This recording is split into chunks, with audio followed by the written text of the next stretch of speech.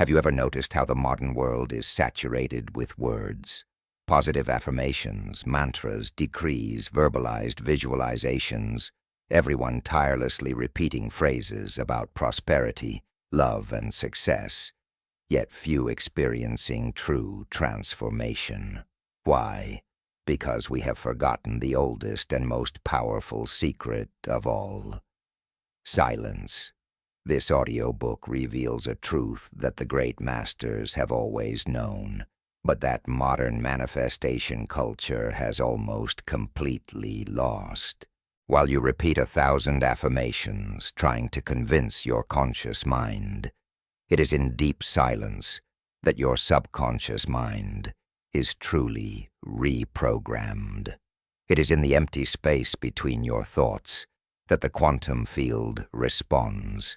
It is in absolute stillness that your vibrational frequency naturally rises to levels impossible to reach through mechanical repetition. Through a journey that unites cutting-edge neuroscience, quantum physics, and ancient wisdom, you will discover why silence is not absence, but pure presence. You will understand how the greatest manifestors in history, from Jesus to Tesla, from Buddha to Einstein, used the power of silence to access states of consciousness where creation happens instantaneously. You will learn the difference between the mental noise that blocks your manifestations and the sacred silence that accelerates them exponentially. This is not just another book about manifestation. It is an invitation to experience the most powerful state of being that exists. The one where you no longer need words because you already are the version of yourself you wish to become. Where you do not declare abundance because you already vibrate at the frequency of prosperity. Where you do not affirm love because you naturally radiate that energy. Prepare yourself to discover that you have been working too hard, that you have been speaking too much, that you have been trying to convince too much, and that true transformation has always been waiting for you in silence. Chapter 1. The Paradox of 1,000 Affirmations. Why the more you speak, the less you manifest. Let me ask you something that might shake everything you believe about manifestation. What if the very act of repeating affirmations 1,000 times is the precise reason they're not working? What if every time you declare, "I am abundant," you're actually reinforcing the vibration of lack? I know this sounds counterintuitive, especially if you've been immersed in the world of personal transformation. But stay with me, because what I'm about to share will change the way you understand creation forever. There's a woman named Sarah who came to one of my workshops 3 years ago. She had been practicing manifestation techniques for over a decade. Every morning she would stand in front of her mirror and repeat her affirmations. "I am wealthy. Money flows to me effortlessly. I am a magnet for abundance." She did this religiously, sometimes saying each affirmation 50, even 100 times. She had vision boards, she had gratitude journals, she had reminder alerts on her phone to keep her in the abundance mindset throughout the day. And yet, after 10 years of this dedicated practice, she was still struggling financially, still living paycheck to paycheck, still feeling that gnawing anxiety about money that she tried so hard to affirm away. When I asked her a simple question, everything began to shift. "Sarah," I said, "if you truly believed you were abundant, would you need to tell yourself 1,000 times?" The silence that followed was deafening. You could see the realization washing over her face like a wave. She had been trying to convince herself of something she didn't actually believe. And the universe, responding not to her words but to her vibration, kept reflecting back the very reality she was trying to change. This is the paradox that nobody talks about in the manifestation community. The act of repetitive affirmation often comes from a place of lack, not abundance. Think about it from a purely logical standpoint. When you truly know something, When you truly are something, you don't need to convince yourself of it. You don't wake up every morning and repeat, "I am a human being," 100 times. You don't stand in front of the mirror affirming, "I have 2 legs, I have 2 arms." Why? Because these are facts of your existence. There's no doubt, no uncertainty, no need for reinforcement. But when you repeat, "I am wealthy," or "I am successful," or "I am loved," over and over again, there's an implicit message underneath those words. The subconscious mind, which is far more powerful than your conscious affirmations, hears something entirely different. It hears, "I am trying to convince myself of something I don't currently believe. I need to repeat this because it's not my reality. I'm attempting to override my true feelings with words." And here's the crucial part that changes everything. Your subconscious mind doesn't respond to words. It responds to the feeling, the vibration, the energetic signature behind those words. Neuroscience has revealed something fascinating about how our brains process repetitive information. When you repeat the same phrase over and over, your brain actually begins to tune it out. It's called semantic satiation, a psychological phenomenon where repetition causes a word or phrase to temporarily lose its meaning. You've probably experienced this yourself. Say any word enough times, and it starts to sound like meaningless noise. Your brain, in its infinite efficiency, recognizes that this repetitive input isn't providing new information, so it stops giving it full attention. Now imagine applying this to your manifestation practice. The very technique you're using to reprogram your mind is actually causing your brain to dismiss the message as background noise. But there's something even deeper happening here. Something that the ancient masters understood but that we've forgotten in our modern rush for quick manifestation techniques. Every time you speak, you create a subtle separation between you and the thing you're affirming. When you say, "I am abundant," there's an inherent duality in that statement. There's the I, and there's the abundant, and you're using words to try to bridge that gap. But the truth, the profound truth that will set you free, is that you cannot become what you already are through words. You can only be it, and being happens in silence.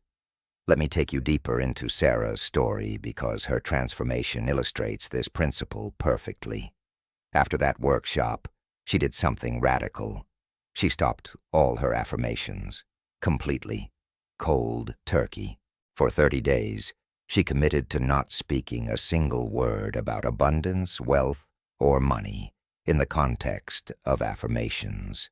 Instead, she practiced something we'll explore much more deeply in the coming chapters.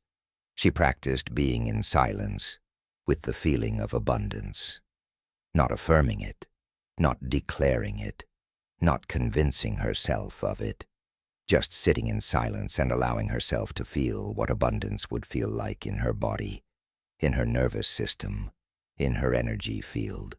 The results were extraordinary. Within those 30 days, she received a job offer with double her previous salary. An old client reached out to pay an invoice she had written off years ago. Her partner surprised her with a financial gift. But here's what was most remarkable. None of these things felt like miracles to her. They felt natural. They felt like the obvious unfolding of her reality.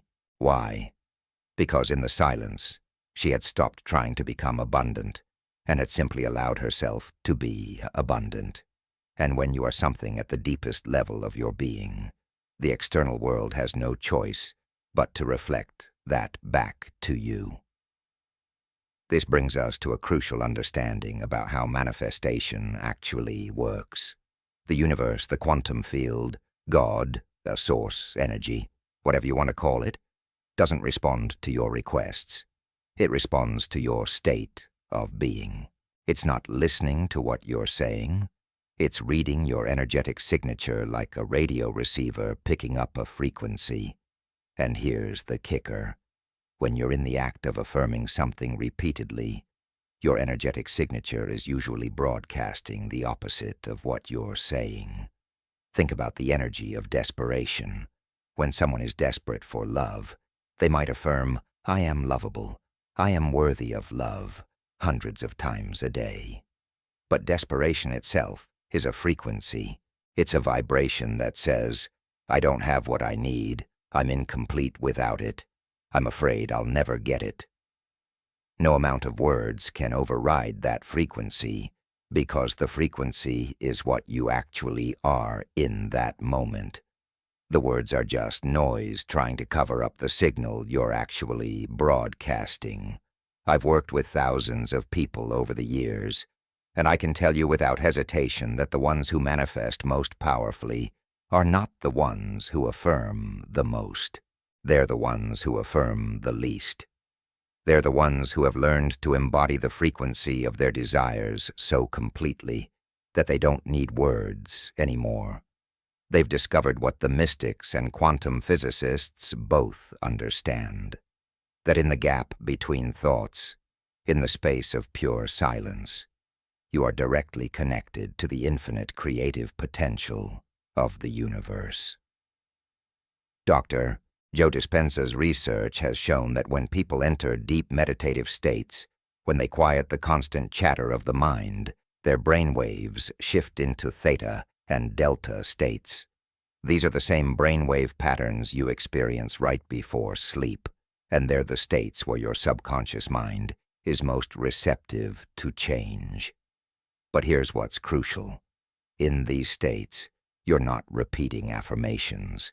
You're not using words at all. You're simply being in a state of elevated emotion, in a state of coherence, in a state where your heart and brain are synchronized. And from that state, transformation happens not through convincing, but through pure energetic alignment. The ancient Hermetic principle states, "As above, so below, as within, so without." What this means in practical terms is that your external reality is always a perfect mirror of your internal state, not your words, not your affirmations, not what you write in your journal, but your actual vibrational state. And that vibrational state exists beneath language. It exists in the realm of pure energy, pure feeling, pure being. When there's alignment between your inner state and your outer words, affirmations can be powerful.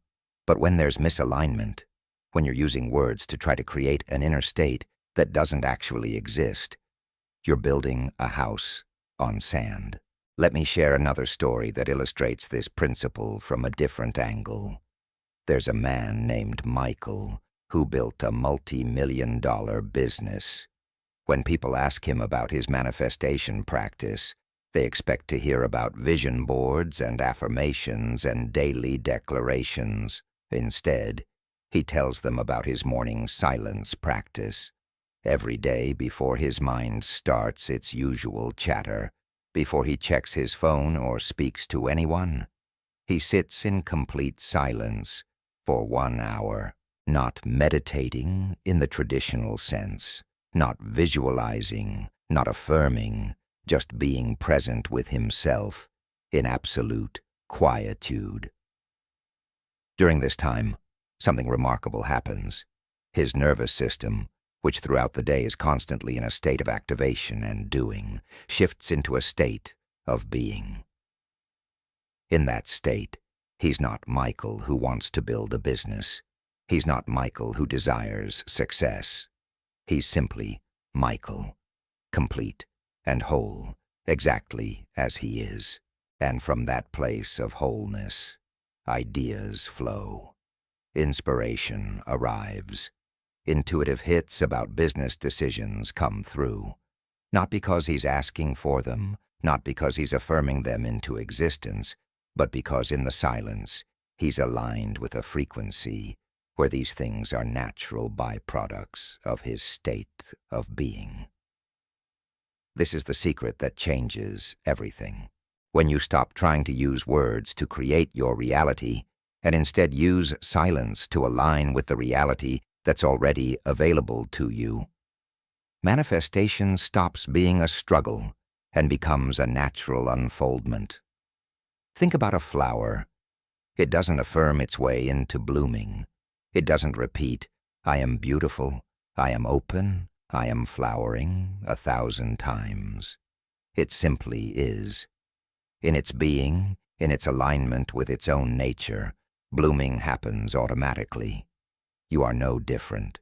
You are a creative being made from the same quantum field that creates galaxies and orchestrates the dance of atoms. But unlike the flower, you have the ability to disconnect from your true nature through overthinking, through the constant mental chatter that keeps you separate from your source. And ironically, most manifestation techniques, especially repetitive affirmations, keep you locked in that mental realm instead of dropping you into the silent, powerful realm where creation actually happens. Here's what's happening at a deeper level when you engage in repetitive affirmation. You're operating from your conscious mind, which science tells us is only about 5% of your total mental capacity. Meanwhile, your subconscious mind, which runs 95% of your life, is like a highly sophisticated recording device. It has been programmed since childhood with beliefs, patterns, and emotional responses. When you consciously affirm something that contradicts your subconscious programming, you create what's called cognitive dissonance. Your conscious mind is saying one thing, but your subconscious is running a completely different program. And guess which one wins? The subconscious, every single time. This is why so many people feel frustrated with affirmations. They're doing everything right, according to the techniques they've learned, but nothing is changing. They don't realize that they're trying to override decades of subconscious programming with a few minutes of conscious repetition. It's like trying to change the course of a massive ocean liner with a small paddle. The effort is admirable, but it's fundamentally misunderstanding how the ship actually steers. But here's the beautiful truth that I want you to really let sink in. You don't need to override your subconscious programming with force. You don't need to battle against your old beliefs with an army of affirmations. There's a much more elegant, much more powerful way. In silence, in that deep state of being that exists before thought, you bypass the conscious-subconscious divide entirely. You drop into a state of pure awareness where programming doesn't exist, where beliefs are recognized as just thoughts, where you touch the part of yourself that has never been conditioned, that has never been limited, that has always been whole and complete. From this place, transformation doesn't happen through addition. It happens through revelation. You don't become abundant. You realize you've always been abundant. You don't create love. You recognize that you are love. You don't manifest success. You understand that success is simply the natural expression of who you truly are when you're not blocking it with mental noise. The great spiritual teacher Ramana Maharshi was once asked about the power of affirmations and mantras. His response was profound. The greatest mantra is silence. He understood that all the words we speak, all the phrases we repeat, are like ripples on the surface of a vast ocean. They might create temporary patterns, but they don't touch the depths. In silence, you sink below the surface chatter. You descend into the depths where the real power resides. Now, I want to be clear about something important. I'm not saying that affirmations are inherently bad or that they never work. What I'm saying is that their power doesn't come from the repetition itself. Their power comes from the state of being you access when you speak them. If you can say an affirmation once, from a place of deep inner knowing, from a place of silence and alignment, that single statement carries more creative power than 1,000 repetitions spoken from doubt and desperation. The difference isn't in the quantity of your words, it's in the quality of your presence. Think about the most powerful statements ever spoken. Let there be light. It is finished. I have a dream. These weren't phrases repeated endlessly. They were declarations spoken from such a profound state of knowing, such a deep place of alignment, that they literally shaped reality. And if you study the lives of the people who spoke these words, you'll find something consistent. They all practiced deep silence. They all spent time in communion with the source of creation, not through words, but through presence. As we close this first chapter, I want you to consider something. What would happen if you gave yourself permission to stop trying so hard? What would happen if, just for a little while, you stopped affirming and started simply being? What if the very thing you've been seeking through 1,000 affirmations is actually waiting for you in the silence you've been too afraid to enter? The truth is, you already are everything you've been affirming. The abundance is already there. The love is already there. The success is already there. Not somewhere in the future, not as something you need to create, but as the very fabric of your being right now. The only thing standing between you and the experience of that truth is the noise, the mental chatter, the constant stream of words trying to convince you of what silence already knows. In the chapters ahead, we're going to explore exactly how to access that silence, how to cultivate it, how to live from it. We're going to dive deep into the science of why silence is more powerful than 1,000 affirmations, and more importantly, we're going to discover together how to embody the frequency of your desires so completely that you never need to speak them again. Because when you truly are something, the whole universe hears you without you saying a word. Are you ready to discover what happens when you stop talking and start being? Are you ready to experience the profound power that emerges when you trade 1,000 affirmations for one moment of pure, aligned silence? Then let's continue this journey together, moving from the noise of repetition into the transformative power of the quiet mind. Because it's in that quietness that you'll finally hear the voice of your true self, the one that's been trying to guide you all along, the one that speaks in the language of silence, the one that has always known exactly who you are and what you're capable of creating. The paradox is complete. You've been using words to try to become what you already are. Now it's time to stop trying and start being. It's time to discover that the most powerful statement you can ever make is the one you never speak aloud, the one that exists in the silent depths of your being, the one that the universe hears most clearly of all. Chapter 2: The Science of Silence. How your brain reprograms. When you stop talking.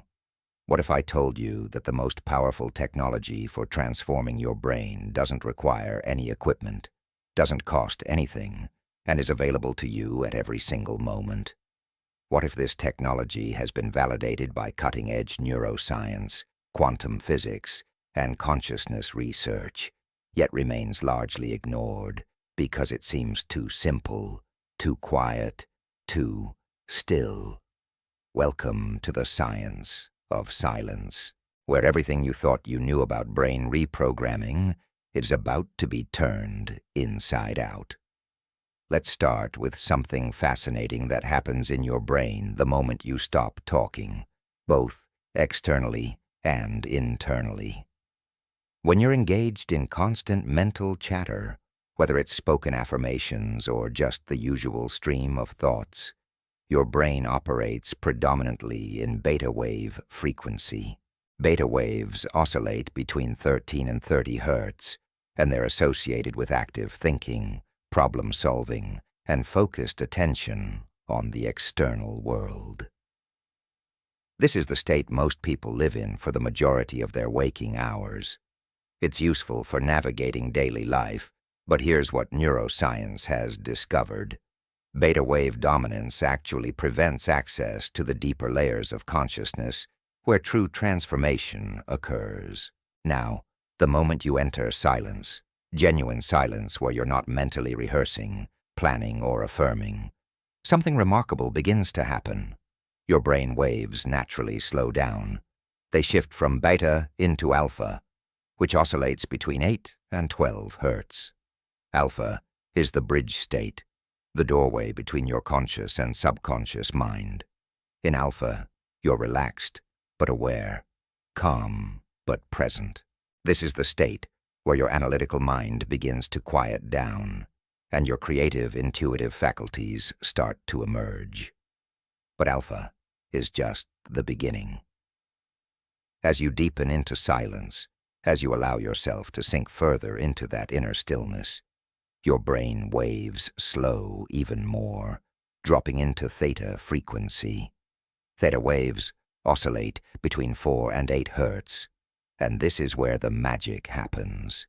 This is the state you naturally enter right before sleep and right upon waking. It's the hypnagogic state, and neuroscientists have discovered that in theta, your subconscious mind becomes extraordinarily receptive to new programming. But here's the crucial difference. In theta accessed through silence, you're not trying to program anything. You're simply open, receptive, in a state of pure being. And in that state, your deepest held beliefs, the ones running 95% of your life, become malleable. Dr.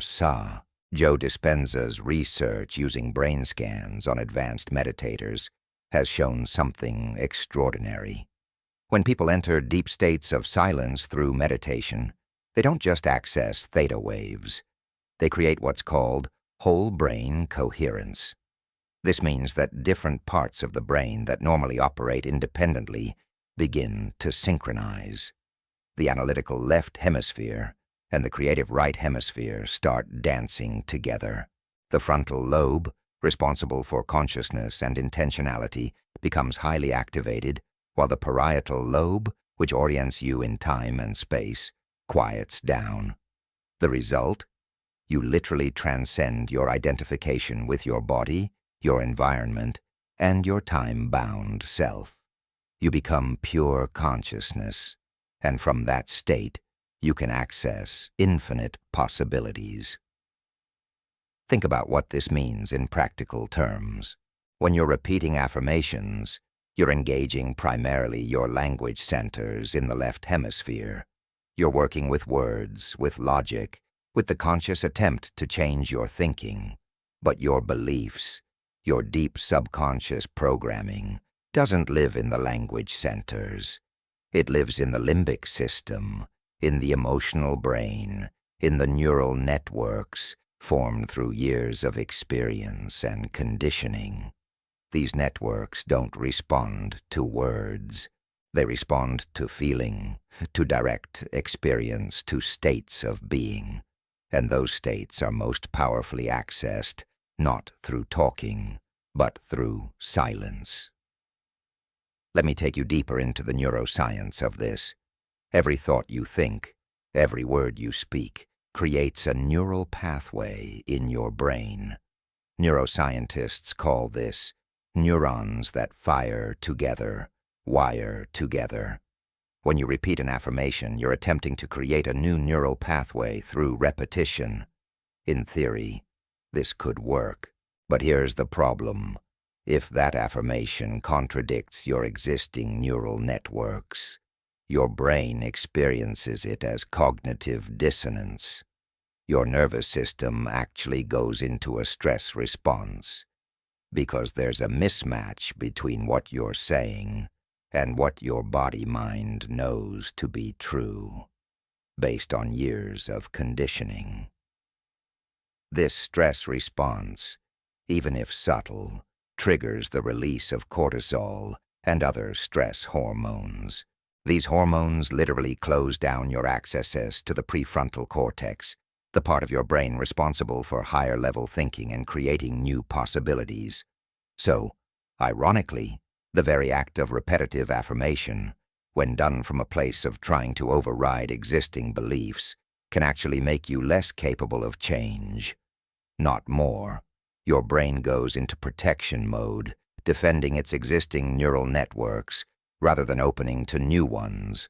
Contrast this with what happens in silence. When you enter genuine silence, your nervous system shifts into parasympathetic dominance. This is the rest and digest state, the opposite of the stress response. In parasympathetic dominance, your body releases completely different chemistry. Serotonin, dopamine, and oxytocin begin to flow. Your heart rate variability increases, which researchers at the HeartMath Institute have shown is a key indicator of physiological coherence. And in this state of coherence, your brain becomes incredibly neuroplastic. New neural pathways form easily, old patterns release naturally, and transformation happens not through force, but through organic reorganization. There's a study that beautifully illustrates this principle. Researchers took two groups of people learning a new piano piece. One group practiced physically for 2 hours a day. The other group sat in silence and mentally rehearsed the piece, not with words, but with pure mental imagery and feeling, for the same amount of time. When they compared brain scans of both groups after several weeks, they found something astonishing. Both groups showed nearly identical changes in their motor cortex, the part of the brain responsible for physical movement. The group that only practiced in silence, in pure mental rehearsal, without any physical action or verbal instruction, developed almost the same neural networks as the group that physically practiced. What does this tell us? It reveals that your brain doesn't distinguish between physical practice and pure mental experience, when that mental experience is vivid and embodied. But here's the key. The mental rehearsal that created these changes wasn't verbal. It wasn't affirmations. It was silent, sensory-rich imagery combined with the feeling of playing the piano. It was an embodied state of being accessed through silence, and it literally rewired the brain. Now let's talk about something even more profound. The quantum field, and how silence gives you access to it. Quantum physics has shown us that at the most fundamental level, reality is not made of solid matter.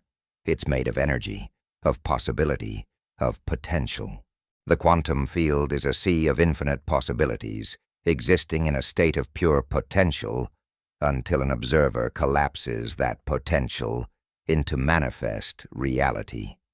This isn't mystical thinking. This is verified science, proven through experiments like the double-slit experiment and quantum entanglement studies. Here's where it gets really interesting for us. Your consciousness is the observer that collapses quantum possibilities into physical reality. But when your consciousness is caught up in constant mental chatter, in repetitive thoughts and affirmations, you're observing from a very limited, conditioned perspective.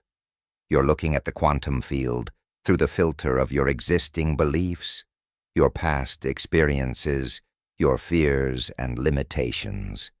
It's like trying to see the full spectrum of light while wearing dark-colored glasses.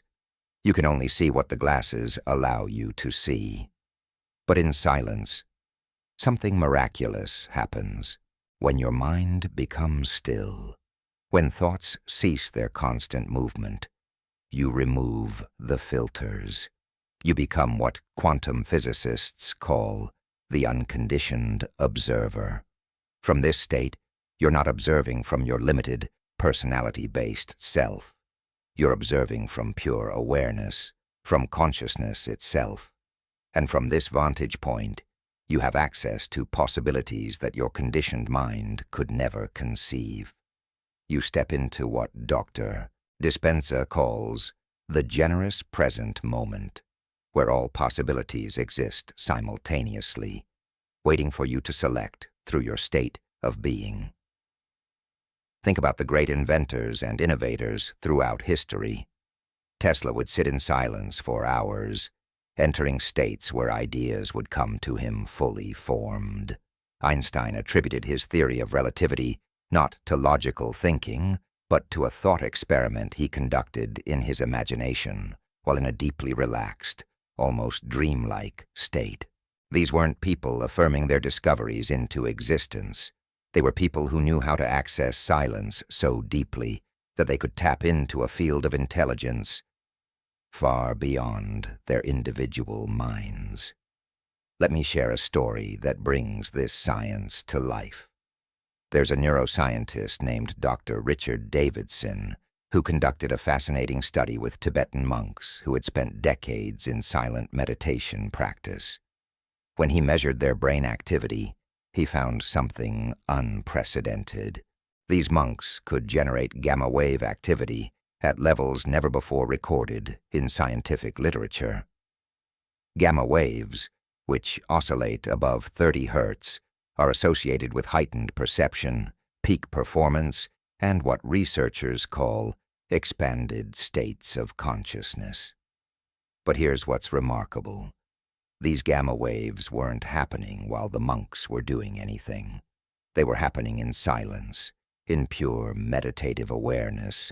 The monks had trained their brains to access states of consciousness that most people never experience, and they did it not through repetition, not through affirmation, not through trying, but through the cultivation of profound silence.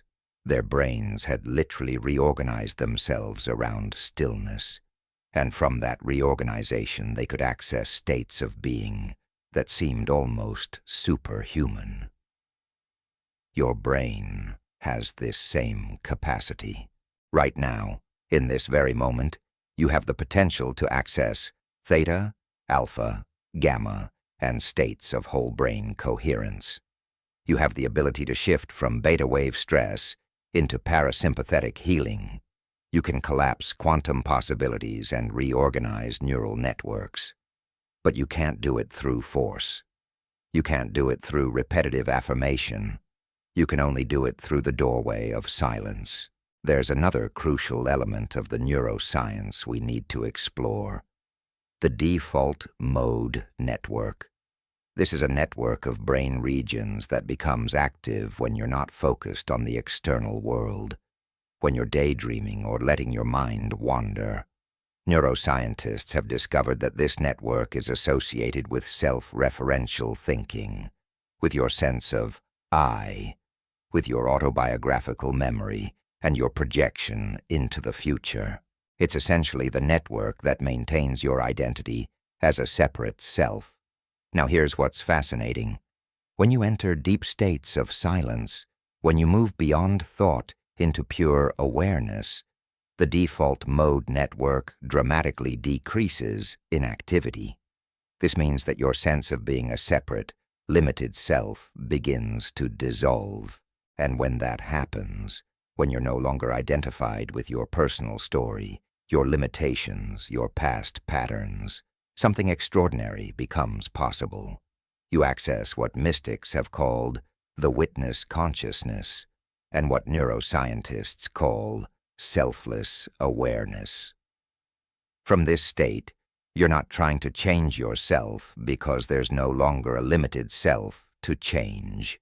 You simply are, and from that pure being, transformation happens automatically.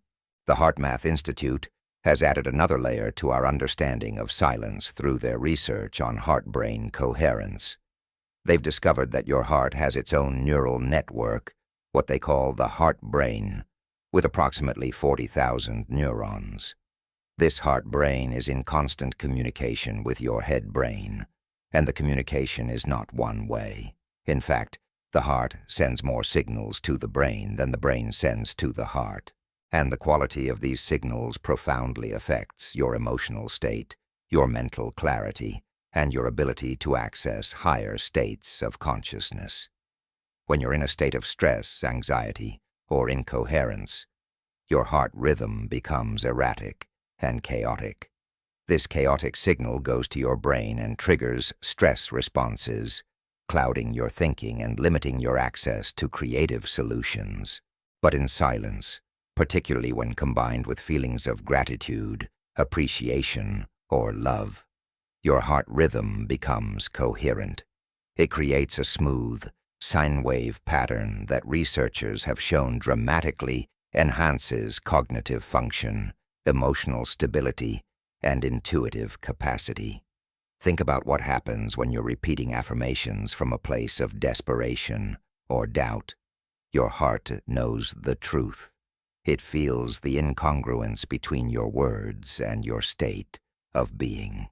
This incongruence creates heart rhythm chaos, which then signals your brain that something is wrong, which triggers stress responses, which makes transformation even harder. It's a vicious cycle. But in silence, when you allow yourself to simply be present without trying to change anything, your heart naturally moves into coherence. And from that coherence, your entire body-mind system comes into alignment. There's a concept in neuroscience called state-dependent learning. It means that what you learn or experience in one state of consciousness is most easily accessed when you return to that state. If you learn something while anxious, you'll most easily recall it when anxious again. If you create a belief while in a stressed state, that belief will be most active when you're stressed. This is crucial for understanding why affirmations often don't work. If you're affirming abundance while feeling scarcity, you're actually encoding that affirmation with the emotional signature of scarcity. So later, when you feel scarce, that affirmation might come up, but it's been encoded with scarcity, so it reinforces the very state you're trying to change. But when you access silence, you enter what we might call a meta state. You're not in any particular emotional condition. You're in pure awareness that can witness all conditions without being caught in them. From this meta state, you can observe your limiting beliefs without being identified with them.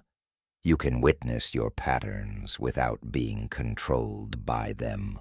And in that witnessing, in that silent observation, the patterns begin to dissolve on their own.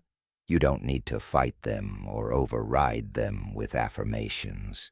You simply need to see them clearly from the space of silence, and in that seeing, they lose their power. Let me tell you about a breakthrough study conducted at Harvard Medical School. Researchers studied people who practiced silent meditation for just 8 weeks, 27 minutes a day. Using MRI scans, they found measurable changes in brain structure. The hippocampus associated with learning and memory actually grew denser. The amygdala, associated with fear and stress response, decreased in density. In just 8 weeks of silence practice, people's brains physically reorganized themselves toward greater calm, clarity, and cognitive capacity. No affirmations, no positive thinking, just silence, and the brain naturally optimized itself. This brings us to something crucial about how transformation actually works at the neurological level. Your brain is always trying to move toward coherence, toward integration, toward optimal functioning. It's not that you need to force it to change. You need to remove the obstacles that prevent it from changing naturally. And the biggest obstacle is the constant mental noise, the internal dialogue, the endless stream of thoughts and words that keep your brain locked in familiar patterns. Think of silence like allowing muddy water to settle. When water is agitated, the sediment swirls around, and you can't see through it. But when you stop stirring, when you allow the water to become still, the sediment naturally settles to the bottom, and the water becomes clear. You don't make the water clear. You allow it to become clear by not disturbing it. Your mind works the same way. In silence, the agitation stops, and your natural clarity emerges. There's another phenomenon that happens in deep silence that neuroscience is just beginning to understand: spontaneous insight. You've probably experienced this yourself. You struggle with a problem, thinking about it, trying to solve it, mentally rehearsing different solutions. Nothing works. Then you let it go, you take a shower or go for a walk or just sit quietly, and suddenly the answer appears fully formed. This is because in silence, you give your brain permission to access different neural networks, to make connections that your focused, verbal thinking couldn't access. This is why the greatest scientific breakthroughs, the most profound artistic creations, and the deepest spiritual insights have always come through silence. Not through trying, not through repetitive mental effort, but through that mysterious process where you stop doing and simply allow. Einstein called it combinatory play. He would enter relaxed, silent states where his imagination could freely associate and combine concepts without the constraint of logical, verbal thinking. And from those states, revolutionary ideas emerged. Your own brain has this same capacity for spontaneous reorganization, for quantum leaps in understanding, for sudden shifts in consciousness. But it needs silence to access it. Every time you fill the silence with affirmations, with mental chatter, with trying, you're preventing your brain from accessing its own natural intelligence, its innate capacity for transformation. Now let's talk about something that brings all of this together: the concept of brain entrainment. Your brain has a natural tendency to synchronize with rhythmic stimuli in your environment. When you listen to music with a steady beat, your brain waves begin to entrain to that rhythm. When you're around someone with a calm, coherent presence, your nervous system begins to entrain to their nervous system. This is the science behind why being in nature is so healing, why being around certain people lifts you up, why certain environments make you feel more alive. In silence, particularly deep meditative silence, your brain begins to entrain to a different rhythm entirely. It's not entraining to any external stimulus, but to the fundamental rhythm of consciousness itself. Researchers have found that experienced meditators' brain waves begin to synchronize with what's called the Schumann resonance, the electromagnetic frequency of the Earth itself, which oscillates at about 7.8 Hertz, right in the theta range. When your brain entrains to this fundamental frequency, you're literally coming into resonance with the planet, with nature, with the pulse of life itself. From this state of entrainment, healing happens spontaneously. Your body knows how to heal itself. Your mind knows how to reorganize itself. Your consciousness knows how to expand itself. But these processes can't happen when you're constantly interfering with mental effort and verbal repetition. They happen naturally when you get out of the way, when you enter the silence and allow the innate intelligence of your being to do what it already knows how to do. There's a beautiful paradox here that we need to understand. The more you try to change yourself through affirmations, through mental effort, through doing, the more you reinforce the very self that needs to change. You're operating from the premise that you're broken and need fixing, that you're lacking and need to add something. This premise itself is a limiting belief, and every affirmation spoken from this premise actually strengthens it. But in silence, you're not trying to change anything. You're simply being. And in that being, you discover that you were never broken. You realize that the version of yourself you've been trying to become already exists within you, has always existed within you, waiting not for affirmation but for recognition. As this chapter comes to a close, I want you to really let this sink in at a cellular level. Your brain is not a static organ that needs to be programmed through repetition like a computer. It's a living, dynamic, incredibly intelligent system that naturally moves toward wholeness when you stop interfering with it. The science is clear. Silence creates whole brain coherence, activates theta waves, induces parasympathetic healing, generates heart-brain coherence, produces spontaneous insight, and allows for quantum leaps in consciousness. These aren't mystical promises. These are measurable, verifiable changes that happen in your neurobiology when you cultivate genuine silence. In the next chapter, we're going to explore why your words might be saying one thing while your vibration is broadcasting something completely different, and how silence is the only way to align the two. But for now, just sit with this knowledge. Your brain is already wired for transformation. Your nervous system already knows how to access elevated states. Your consciousness already has the capacity to collapse infinite quantum possibilities. You don't need 1,000 affirmations to activate these capacities. You just need to stop talking, stop trying, stop doing, and allow the silence to reveal what's already there. Because in that silence, your brain reprograms itself, your heart finds coherence, and your entire being aligns with the frequency of who you truly are. The science of silence is the science of allowing. And sometimes, the most powerful thing you can do is absolutely nothing at all. Chapter 3. When your words lie, your vibration speaks the truth. The conflict between what you say and what you are. There's a truth that will either liberate you completely or challenge everything you've built your manifestation practice on. Your words mean nothing, absolutely nothing. Not to the universe, not to the quantum field, not to the creative intelligence that shapes reality. What matters, the only thing that has ever mattered, is your vibration. And here's the part that changes everything.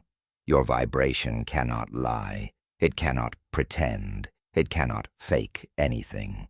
While your mouth speaks affirmations of abundance, your vibration might be screaming scarcity. While you declare, "I am confident," your energetic signature might be broadcasting insecurity at a frequency that drowns out every word you speak. Let me paint you a picture of what this looks like in real life. There's a woman named Jennifer who came to me after years of frustration with manifestation practices. She had done everything right, or so she thought. Every morning she would stand in front of her mirror and affirm with conviction, "I am worthy of love. I am deserving of a beautiful relationship. I attract my perfect partner effortlessly." She said these words with feeling, with intention, with all the emotion she could muster. She visualized her ideal relationship. She made vision boards. She even wrote letters to her future partner. And yet, year after year, she remained single, attracting unavailable men or relationships that would start promisingly only to fall apart within months. When I asked her to sit in silence with me and simply feel into her body, to notice what was actually present beneath the words, something profound happened. Within minutes, tears started flowing. "I feel empty," she whispered. "I feel like something is fundamentally wrong with me, like I'm not enough." This was her real vibration. This was the frequency she was broadcasting every moment of every day, regardless of what affirmations came out of her mouth. Her words were saying one thing, but her being, her energetic signature, her vibration was saying something completely different. And the universe, which doesn't listen to words but responds to vibration, kept giving her exactly what she was vibrating. Relationships that confirmed her deepest belief that she wasn't enough. This is the harsh truth that nobody in the manifestation community wants to talk about. You can affirm until you're blue in the face, but if your vibration doesn't match your words, you're wasting your breath. In fact, you're doing worse than wasting your breath. You're creating an even deeper split within yourself, a fracture between what you're trying to believe and what you actually feel. And this fracture itself becomes an obstacle to manifestation. Let's understand what vibration actually is, because this isn't some woo-woo concept that we can dismiss as mystical thinking. Everything in the universe is energy vibrating at different frequencies. This is basic quantum physics. Your body is not solid matter. It's a constellation of atoms that are 99.999% empty space, held together by electromagnetic forces. The chair you're sitting on, the device you might be listening to this on, the air around you. All of it is vibrating energy. And your thoughts, your emotions, your beliefs, these too are vibrations. They're electromagnetic frequencies that radiate out from you like a radio signal broadcasting into the field. When scientists measure brain activity, they're measuring electromagnetic frequencies. When they measure heart coherence, they're measuring electromagnetic frequencies. The Heart Math Institute has shown that your heart generates an electromagnetic field that extends several feet beyond your body, and this field carries information about your emotional state. Other people can unconsciously detect this field. This is why you can walk into a room and immediately sense tension, or feel someone's anxiety even if they're smiling and saying they're fine. You're picking up their vibrational frequency, not their words. Now here's where it gets really interesting. The quantum field that we talked about in the last chapter, that infinite sea of possibilities, responds to vibration, not to language. It's like a tuning fork that resonates with whatever frequency you're emitting. If you're vibrating at the frequency of lack, the quantum field responds by collapsing possibilities that match that frequency. If you're vibrating at the frequency of abundance, it responds by collapsing possibilities that match that frequency. And here's the crucial part. It doesn't care what you're saying. It only responds to what you're being. Think about a radio. When you tune to 98.5 FM, you get whatever station is broadcasting at that frequency. You don't get to hear the station at 100.1 FM no matter how much you want to. No matter how many times you affirm, I am receiving 100.1 FM. The radio responds to the frequency it's tuned to, period. You are that radio, and your vibration is the frequency you're tuned to. The universe broadcasts all possibilities at all frequencies simultaneously, but you can only receive the possibilities that match your vibrational frequency. This is why affirmations alone don't work. You're trying to change the station with words, but words don't change your frequency. Only a shift in your state of being, only a transformation in your actual vibration can tune you to a different frequency. And that shift doesn't happen through talking. It happens through becoming, through embodying, through being the frequency you want to experience. Let me share another story that illustrates this principle from a different angle. There's a man named David who built a successful business, but he was obsessed with taking it to the next level. He affirmed constantly, I am a millionaire. Money flows to me from multiple sources. I am financially free. He said these affirmations hundreds of times a day. He was disciplined, committed, absolutely dedicated to his manifestation practice. But when I asked him to describe how he actually felt in his body throughout the day, the truth emerged. He felt anxious. He constantly checked his bank account. He lost sleep, worrying about cash flow. He made decisions from fear of loss rather than excitement for gain. His words were saying, millionaire, but his vibration was screaming, scarcity. The breakthrough came when I helped him understand something profound. His affirmations weren't changing his vibration. They were actually reinforcing his scarcity vibration, because every time he said them, he was reminded of the gap between where he was and where he wanted to be. The affirmations themselves were generating anxiety because they highlighted what he didn't have. So we did something radical. We stopped all affirmations. Instead, I guided him into silence, into a space where he could simply notice his actual state of being without trying to change it, without judging it, without covering it up with positive words. In that silence, something shifted. He realized that his whole business, his whole pursuit of wealth, was built on a foundation of not enough. He was running from a feeling of inadequacy, trying to prove his worth through money. And no amount of money would ever fill that hole, because the hole wasn't about money. It was about his relationship with himself. Once he saw this clearly, once he sat with that feeling of inadequacy in silence, instead of trying to affirm it away, the feeling began to dissolve. Not because he fought it, not because he replaced it with positive thoughts, but because in the light of awareness, in the space of silence, the feeling was seen for what it was, just a vibration, just energy, not truth. From that point, his business began to transform, but more importantly, he transformed.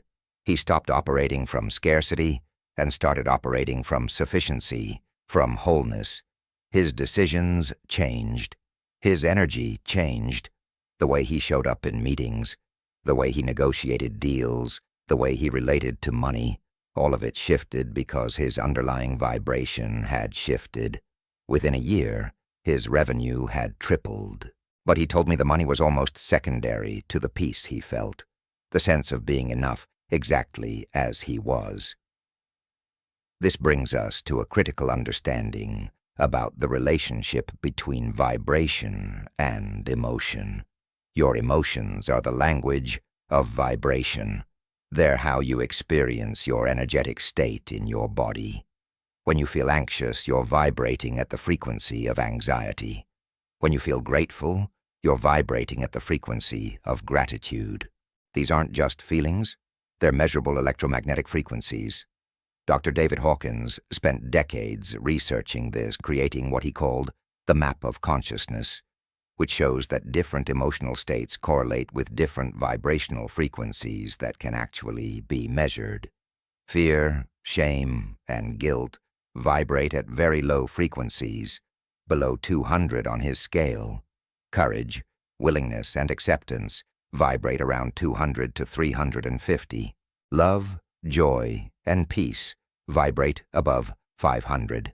Enlightenment, pure consciousness, vibrates at the highest measurable frequencies, above 700. Now here's what's crucial. You cannot affirm your way from shame to joy. You cannot speak your way from fear to peace. These are different vibrational states, and moving between them requires an actual shift in your energetic frequency, not just a change in your words.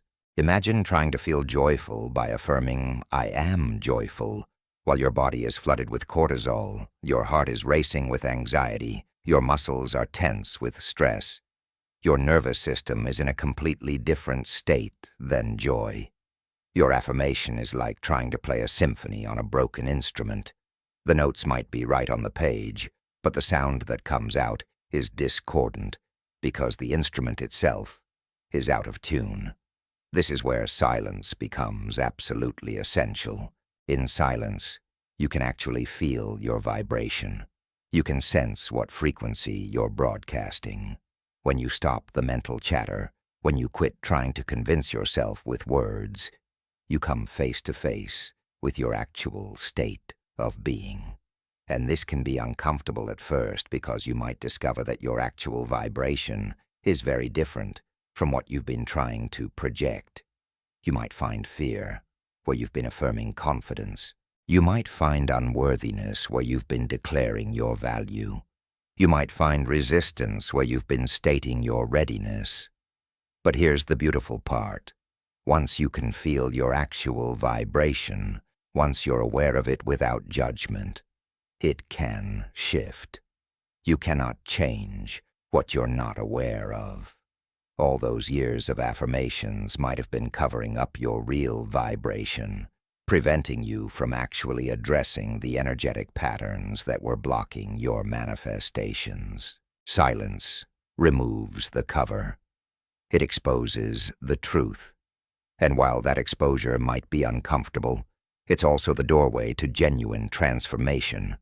There's a principle in energy healing that says, what we resist persists.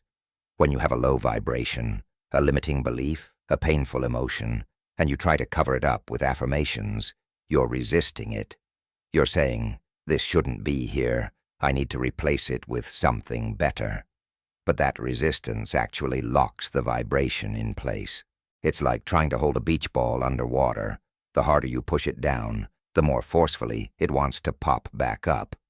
But when you stop resisting, when you simply allow yourself to feel what's actually there, the energy can move. It can shift. It can transform. Let me tell you about a powerful experience I had that taught me this lesson viscerally. Years ago, I was going through a difficult period. I had just lost a significant amount of money in a failed investment, and I was terrified about my financial future. Every day, I would affirm abundance. I would visualize wealth. I would do gratitude practices for money I didn't have.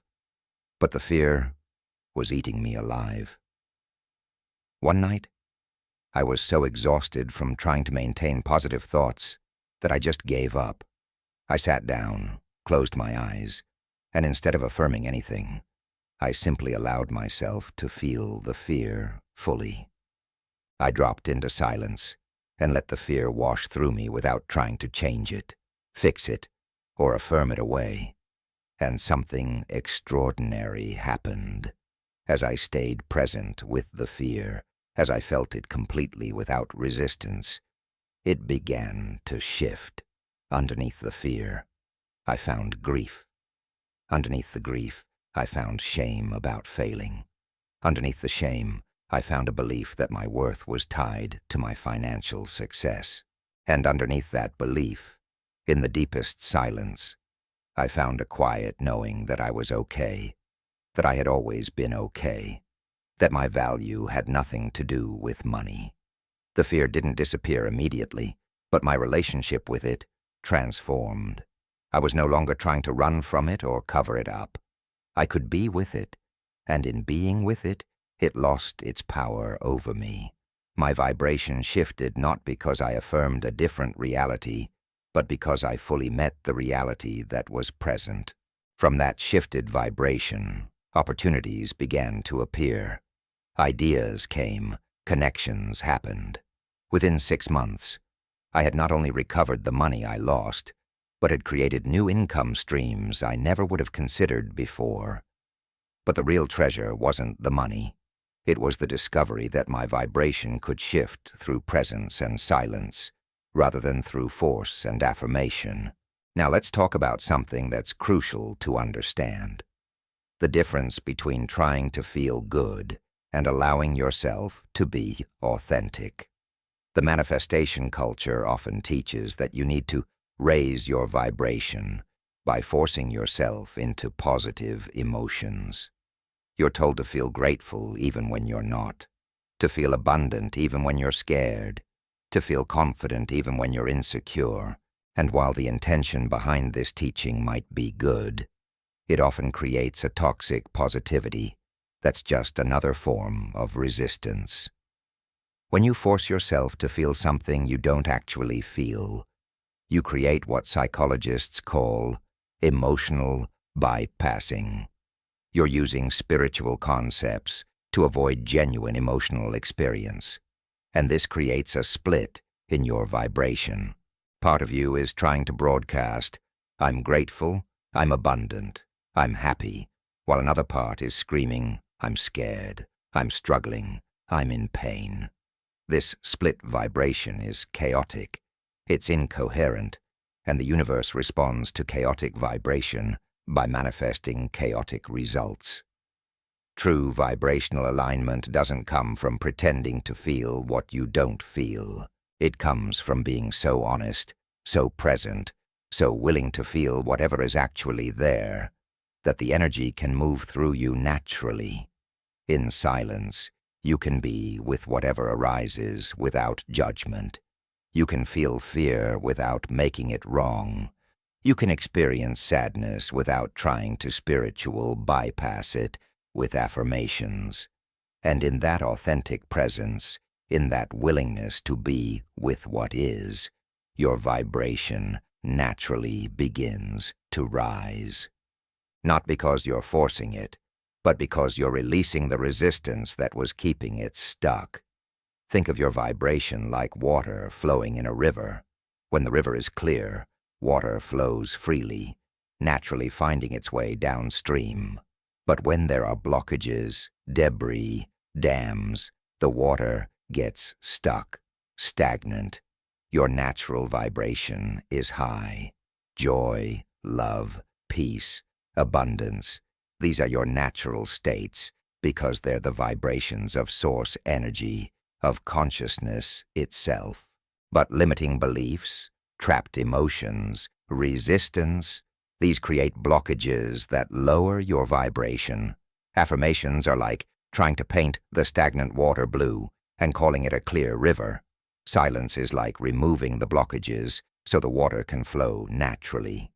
There's a phenomenon in quantum physics called observer effect, which shows that the act of observation changes what's being observed. When you observe your vibration in silence, when you become aware of your energetic state without trying to change it, the observation itself begins to shift it. This is because consciousness, pure awareness, vibrates at the highest frequency. When you bring awareness to a lower vibration, the awareness itself begins to elevate it. But this only works when the awareness is non-judgmental, when it's pure observation without the agenda to fix or change.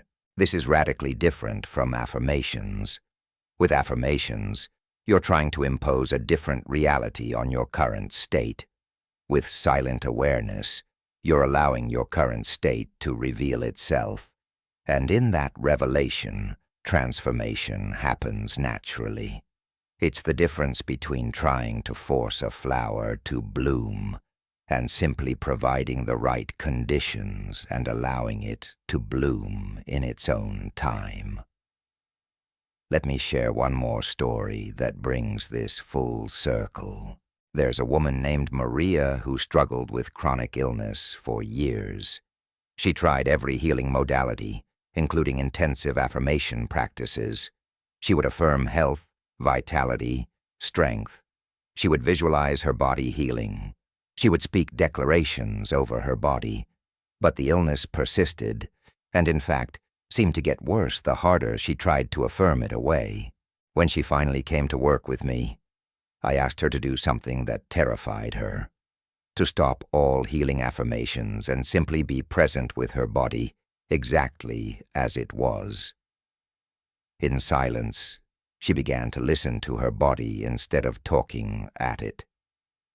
She felt the pain without trying to affirm it away. She acknowledged the fear without covering it with positive thoughts. And in that deep listening, in that profound silence, her body began to communicate things she had never heard before. She realized her illness was connected to emotional trauma she had never processed. Her body was holding grief, anger, and shame from past experiences, and the affirmations had been like putting a Band-Aid on a wound that needed surgery.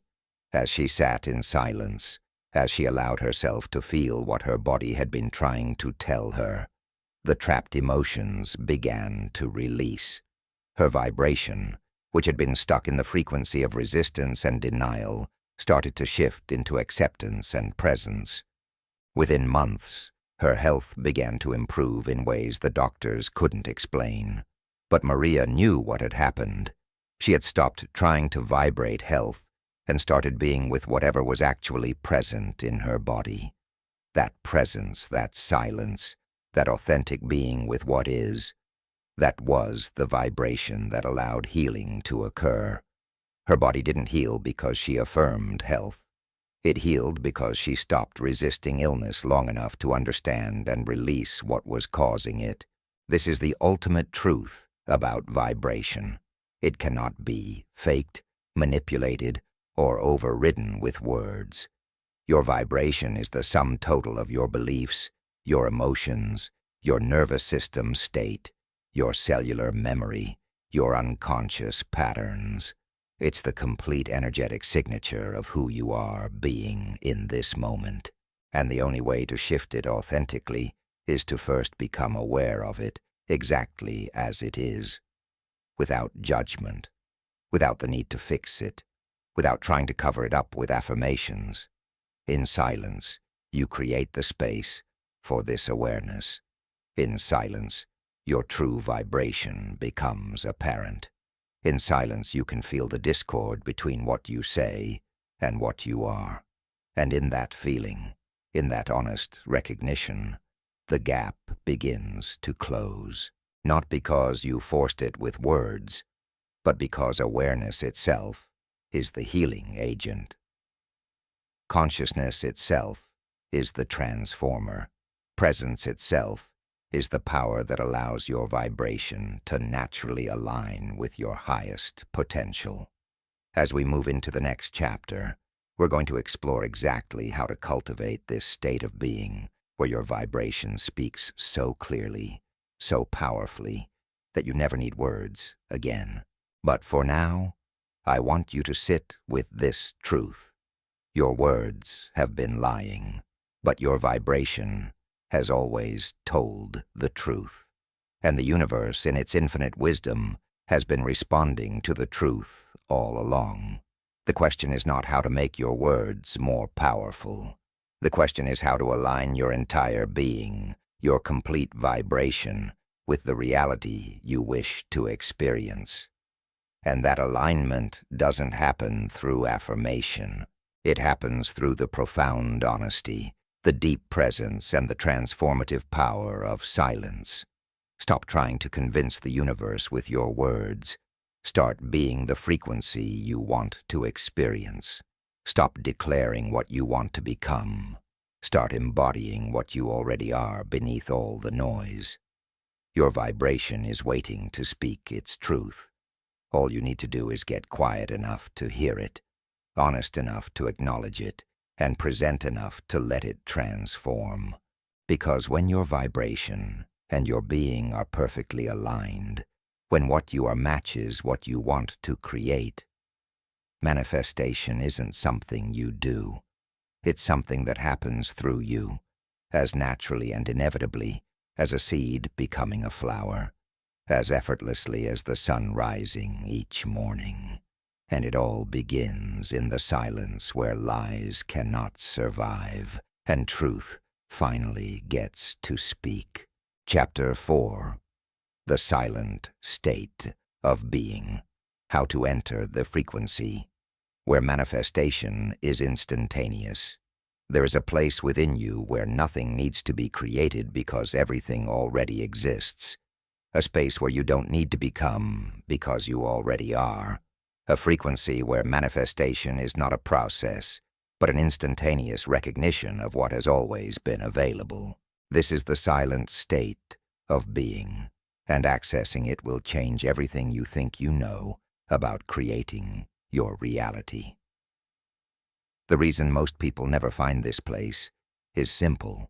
They're too busy talking, affirming, visualizing, and doing to notice that the very thing they're seeking is waiting for them in the stillness they keep avoiding. Let me take you on a journey into this state, but I need you to understand something first. This isn't a technique you perform. It's not a meditation you practice for 20 minutes and then return to your usual state of consciousness. The silent state of being is a fundamental shift in how you exist in the world, a transformation so complete that your entire experience of reality reorganizes itself around it, and paradoxically, you access it not by doing more, but by doing radically less. Imagine for a moment that you're standing in front of a lake at dawn. The surface is perfectly still, like glass, reflecting the sky so clearly that you can't tell where the water ends and the heavens begin. Now imagine throwing a stone into that lake. Ripples spread out from the point of impact, distorting the reflection, creating waves that obscure the clarity. Your thoughts are those stones. Your affirmations are those stones. Your constant mental activity creates ripples that prevent you from seeing the perfect reflection of truth that exists in stillness. The silent state of being is that moment before the stone is thrown, where the lake is so still that it perfectly reflects reality. Let's get practical about how to enter this state, because understanding it intellectually is one thing, but embodying it is what creates transformation. The first layer of silence is physical. You begin by creating external stillness. Find a space where you won't be disturbed, where the demands of the world can't reach you for a little while. This isn't about escaping life. It's about creating a container where you can discover what lies beneath life's constant motion. Sit comfortably, not rigidly, in a position where your body can be at ease. Close your eyes and simply notice. Notice the sounds around you without labeling them. Notice the temperature of the air on your skin. Notice the weight of your body supported by whatever you're sitting on. As you rest in this physical stillness, you'll immediately encounter the second layer, mental noise. This is the constant stream of thoughts, the internal dialogue that narrates your experience, the planning and remembering and analyzing that your mind does automatically. Most people hit this layer and immediately try to fight it. They try to stop their thoughts through sheer willpower, which only creates more mental activity, like trying to calm water by stirring it faster. The secret here is not to fight the thoughts, but to change your relationship with them. Instead of being the thinker of your thoughts, become the witness of them. Imagine your mind is like the sky, and your thoughts are clouds passing through.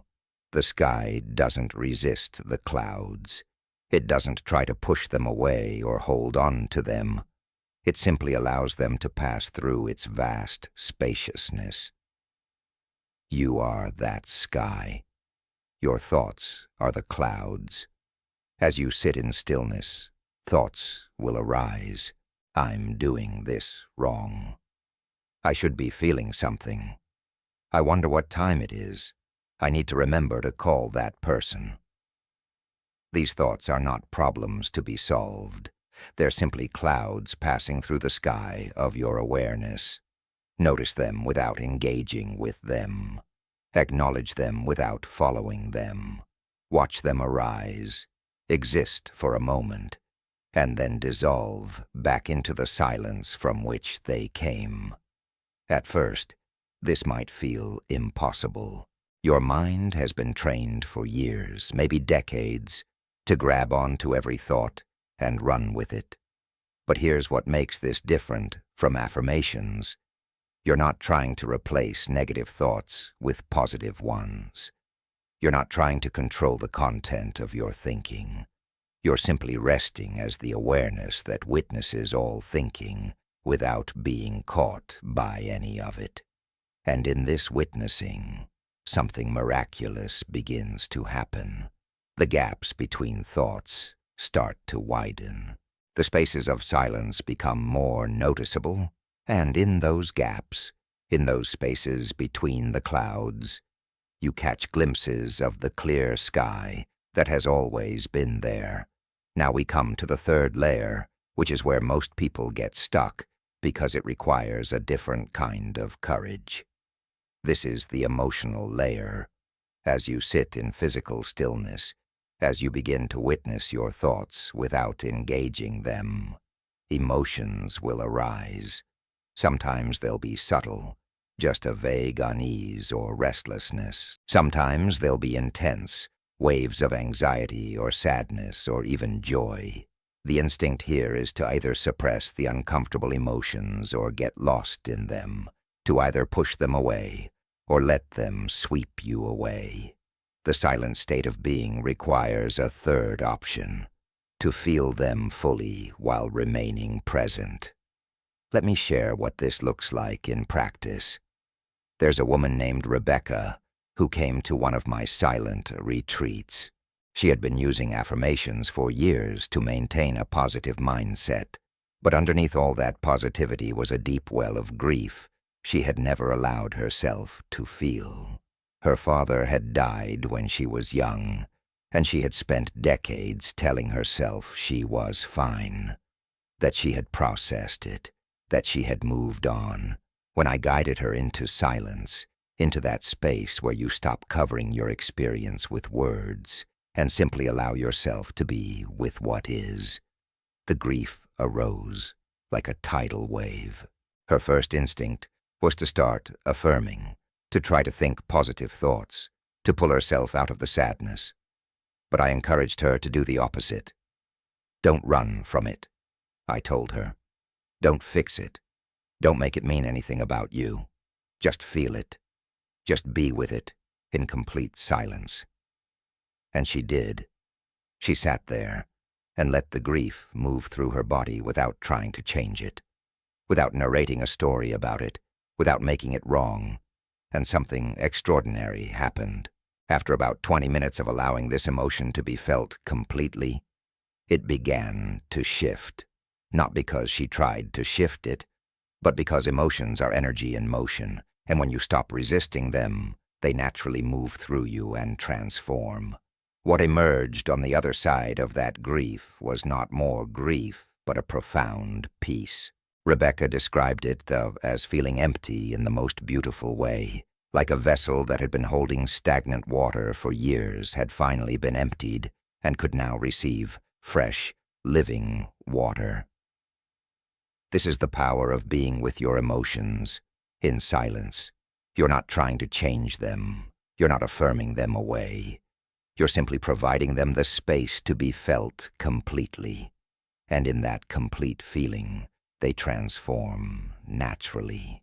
This brings us to the fourth layer of silence, which is perhaps the most profound.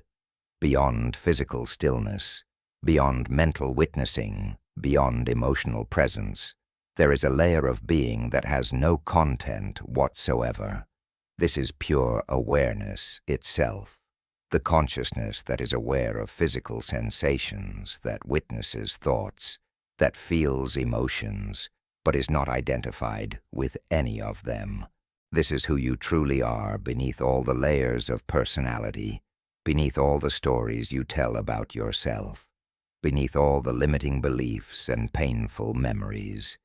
This is your essential nature, and it exists in perfect silence because it is prior to all experience. Accessing this layer is not something you can force or figure out with your thinking mind. It happens through a gentle letting go, a relaxation so complete that you stop trying to be anything at all. You've been sitting in stillness, witnessing thoughts, feeling emotions fully. Now ask yourself this question silently, without expecting an answer. Who is aware of all this? Don't try to answer with your mind. Don't formulate a response. Just hold the question in your awareness like a koan, like a gentle inquiry into the nature of your being. And in the holding of that question, something shifts. Your attention turns back on itself. You become aware of awareness itself. In this state, there is no you as a separate person with problems to solve and goals to achieve. There's just consciousness, pure and simple, experiencing itself. And this consciousness, this fundamental awareness, vibrates at the highest frequency possible. It is source energy itself. It is the quantum field in its purest form. When you rest in this state, when you abide as this awareness even for a few moments, you are literally vibrating at the frequency of infinite possibility. And from this frequency, manifestation doesn't happen through effort or intention. It happens instantaneously because there's no separation between you and what you desire. There's just the one consciousness experiencing itself in infinite forms. Let me describe what this actually feels like, because the description might help you recognize it when it arises in your own practice. In the silent state of being, there's often a sense of vast spaciousness, like you've expanded beyond the boundaries of your physical body. Time seems to slow down or disappear entirely. You might have been sitting for 45 minutes, but it feels like 5 minutes, or you might have no sense of time passing at all. There's a quality of peace that's not dependent on anything being a certain way. It's not the peace of achieving what you want or solving your problems. It's the peace of recognizing that underneath all the content of your experience, you are fundamentally okay, always have been, always will be. In this state, thoughts that might still arise, but they don't stick. They appear like writing on water, visible for a moment, and then immediately dissolving. Emotions might move through, but they don't define you. They're like weather patterns moving through the sky of your awareness. Physical sensations are present, but there's no resistance to them, no grasping for pleasant sensations or pushing away unpleasant ones. Everything simply is exactly as it is, and that isness is perfectly acceptable. Now, here's where this connects to manifestation in a way that will completely reframe your understanding of how creation works. When you're in the silent state of being, resting as pure awareness, you're not thinking about what you want. You're not visualizing outcomes. You're not affirming abundance or love or success. You're not doing anything related to manifestation in the traditional sense. And yet, this is the most powerful manifesting state that exists. Why? Because in this state, you're vibrating at the frequency of Source itself, and Source is the creator of all things. Think about it this way. When you're affirming what you want, there's an implicit separation between you and it. There's the you who wants and the thing being wanted. There's a gap, and you're trying to bridge that gap through words and intention and action. But in the silent state of being, there is no gap. You're not separate from anything because you've recognized yourself as the consciousness in which all things appear. From this recognition, you don't need to manifest abundance because you realize you are the source from which all abundance flows. You don't need to attract love because you recognize that you are love itself. You don't need to become successful because success is just one of infinite expressions of the creative power you fundamentally are. This sounds abstract, I know, but let me ground it in a real-life example. There's a man named Thomas who attended one of my workshops. He was a struggling entrepreneur, constantly stressed about money, always chasing the next opportunity, using affirmations to try to create financial abundance. During the workshop, I guided participants into the silent state of being. For Thomas, this was the first time in years, maybe his entire adult life, that he allowed himself to simply be without trying to achieve, accomplish, or become anything. In that silence, he had what he later described as a revelation. He realized that all his striving, all his affirmations, all his effort to create abundance was actually coming from a deep belief that he was separate from abundance, that he needed to go get it from somewhere outside himself. But in the silent state, in that space of pure being, he touched something that knew differently. He experienced, not intellectually but viscerally, that he was not separate from the creative power of the universe. He was that power. Temporarily forgetting itself, playing the role of Thomas the struggling entrepreneur. When he came out of that silence, nothing had changed externally. He still had the same business challenges, the same financial pressures, but everything had changed internally. He was no longer operating from the frequency of, I need to create abundance. He was operating from the frequency of, I am the source from which abundance flows. And from that frequency, his actions changed completely. He stopped chasing opportunities and started choosing them from a place of inner knowing. He stopped making decisions from fear and started making them from inspiration.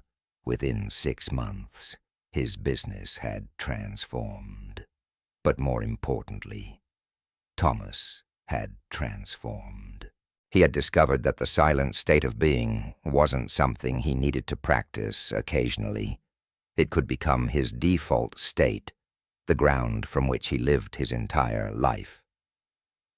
This is what I mean by manifestation being instantaneous from the silent state. It's not that you go into silence and immediately your bank account fills up, or your perfect partner appears. It's that in silence, you recognize you were never separate from what you were seeking. You realize that the consciousness you are is already whole, already complete, already abundant in its very nature. And from that realization, your vibration shifts so completely that the external world must reorganize itself to match your new frequency. The manifestation is instantaneous in terms of the shift in consciousness, even though the external reflection of that shift might unfold over time. Now, let's talk about how to integrate this silent state of being into your daily life, because this is where the real transformation happens. It's one thing to access this state during meditation or in a quiet moment. It's another thing entirely to live from this state as you move through your day, interact with people, face challenges, make decisions. The goal is not to spend all your time in formal meditation, withdrawing from life. The goal is to bring the quality of silence with you into all of life's activities. This begins with what I call micro moments of silence. Throughout your day, there are natural gaps, spaces where you could either fill the void with mental chatter or rest in presence. The moment before you pick up your phone, the pause between finishing one task and starting another, the red light when you're driving, the elevator ride, the time while water is boiling or coffee is brewing. These moments, which you've probably been filling with thinking, planning, scrolling, or some form of mental activity, are actually doorways into the silent state. Practice recognizing these moments, and instead of filling them, rest in them. Take 3 conscious breaths, feeling the sensation of air moving in and out of your body. Drop your attention out of your head and into your heart space. Feel the life force pulsing through your body. Notice the space around you without labeling anything. Just be present. Just be aware for 30 seconds or a minute. These micro moments might seem insignificant, but they're actually training your nervous system to default to presence rather than mental noise. They're creating neural pathways that make the silent state more accessible.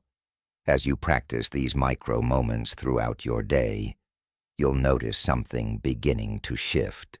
The silence stops being something you do and starts being something you are. You'll find yourself naturally dropping into presence while having a conversation, really listening instead of thinking about what you're going to say next. You'll catch yourself in the middle of a stressful situation and realize you can choose to respond from silence rather than react from conditioning. You'll start to notice that there's a part of you that's always silent, always at peace, always present, regardless of what's happening on the surface of your experience.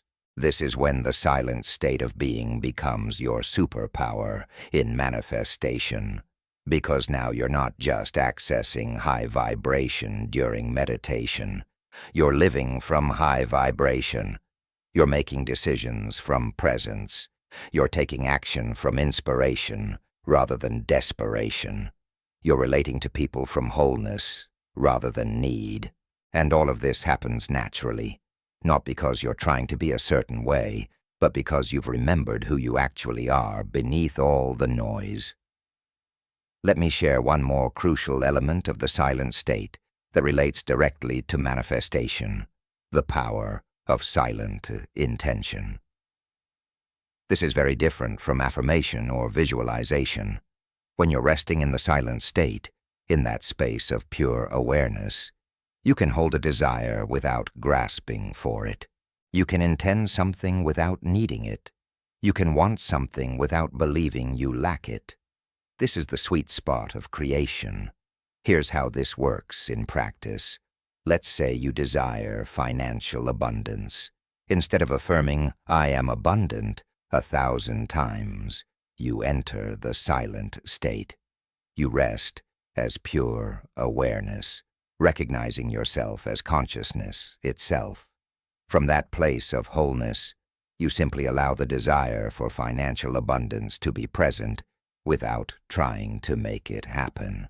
You feel what it would be like to have that abundance, not as something you need to complete you, but as one expression of the infinite possibilities available to consciousness. You hold this feeling intention in the silence, not with force or effort, but with gentle awareness. And then you let it go. You release it into the quantum field and return to simply being. This is radically different from affirmations because there's no desperation in it. There's no gap you're trying to fill. There's no sense that you're incomplete without it. You're simply acknowledging a preference from a place of already being complete. And the quantum field responds to this vibration very differently than it responds to the vibration of neediness or lack. From the silent state, your intention goes out like a clear signal, undistorted by fear or doubt, and the universe receives it as such. There's a beautiful teaching from Lao Tzu that captures this perfectly. In the pursuit of knowledge, every day something is added. In the practice of the Tao, every day something is dropped. Less and less do you need to force things, until finally you arrive at non-action. When nothing is done, nothing is left undone. This is the silent state of being in action. You're not forcing manifestation. You're not doing more and more techniques. You're dropping into the stillness where creation happens by itself, where manifestation is the natural overflow of being aligned with Source. As we close this chapter, I want you to understand that the silent state of being is not a destination you arrive at once, and then you're done. It's more like a depth you can always go deeper into. Some days you'll touch it easily. Some days your mind will be too loud, and you'll only catch glimpses of it. That's okay. What matters is that you're orienting yourself towards silence, that you're choosing presence over mental noise, that you're recognizing awareness over identification with thought. Every moment you spend in the silent state is rewiring your brain, recalibrating your nervous system, and elevating your vibration. Every time you choose to be present instead of mentally rehearsing the future or replaying the past, you're training yourself to live from the frequency where manifestation is instantaneous. Not because you're getting better at manifesting, but because you're remembering that you are the manifesting power itself. You are consciousness creating reality. You are the quantum field collapsing possibilities into form. In the next chapter, we're going to explore how to actually live from this state, how to make decisions from silence, how to take action from presence, how to transform every area of your life by operating from vibration rather than affirmation. But for now, just practice. Enter the silence. Rest in being. Witness without engaging. Feel without resisting. And notice what begins to shift when you stop trying to create your reality with words and start being the frequency that reality reflects. The silent state is not empty. It's full of infinite potential. It's not passive. It's the most powerful active force in the universe. It's not escape from life. It's the deepest engagement with the truth of what life actually is. And it's always here, always available, always waiting for you to stop talking, stop doing, stop trying, and simply be. Because in that being, you discover you already are everything you've been trying to become. And from that discovery, manifestation stops being work and becomes the natural, joyful, instantaneous expression of who you truly are. Chapter 5. Living from vibration, not from affirmation, the new science of creating your reality. Everything we've explored together in this journey has been building to this moment, to this fundamental shift in how you create your reality. You've learned that affirmations often reinforce the very lack they're trying to overcome. You've discovered the neuroscience of silence and how it reprograms your brain at levels words can never reach. You've seen how your vibration speaks louder than any declaration you could make. You've touched the silent state of being where manifestation becomes instantaneous. Now it's time to bring all of this together and learn how to actually live from vibration rather than from affirmation, to exist in a way where creation flows through you as naturally as breathing. The first thing you need to understand about living from vibration is that it requires a complete reversal of the manifestation paradigm you've probably been taught. The old paradigm says, identify what you want, set intentions, use affirmations and visualizations to align with it, take action toward it, and eventually manifest it. This is manifestation as a doing, as an achievement, as something you create through effort. The new paradigm, the one based on vibration, says something radically different. Recognize what you already are. Remove what's blocking the expression of that truth. Allow reality to reorganize itself around your authentic frequency. This is manifestation as a being, as a revelation, as something that happens through you when you get out of your own way. Let me show you what this looks like in practice through the story of a woman named Lisa. Lisa had spent 15 years in the personal development world, attending every workshop, reading every book, practicing every manifestation technique. She had vision boards for career success, affirmations for confidence, visualizations for her ideal life. And she did achieve things. She built a moderately successful business, had decent relationships, lived a comfortable life. But there was always this sense of effort, of pushing, of trying to maintain the right thoughts and vibrations. It was exhausting, and deep down, she felt like she was performing a role rather than living authentically. When Lisa came to work with me, I asked her to do something that terrified her. Stop all manifestation practices for 90 days.